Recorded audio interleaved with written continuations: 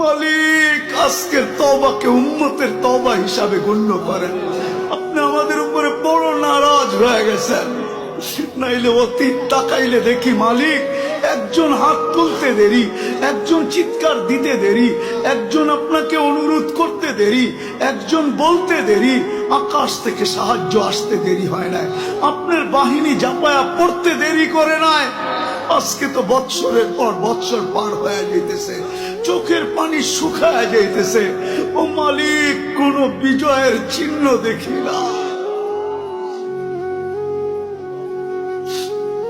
কত রোজাও তো ফিলিস্তিন ওয়ালাদের ইফতার হইতো লাশ দিয়া, সেহরি হইতো লাশ দিয়া। আল্লাহ, এই রোজাও কি এরকমই হবে? জানি না মালিক। এত নারাজ হয়ে গেলেন কেন মালিক? এত নারাজ হয়ে গেলেন কেন? বেশক আমরা শাস্তির যোগ্য, অস্বীকার করি না, কিন্তু আপনি শাস্তি দেন না। আপনার হাবিবের দুশ্মন, আপনার দুশ্মন, আমাদের দুশ্মন, ইসলামের দুশ্মন, কোরআনের দুশ্মন, হাদিসের দুশ্মন, সমস্ত কিছুর দুশ্মন, এদের মাধ্যমে আমাদেরকে পিটা খাওয়ান কেন মালিক? কেন মার খাওয়ান? কেন ওদের হাতে আমাদেরকে বেইজ্জত করেন? কেন আমাদের মা বোনদেরকে বেইজ্জত করান?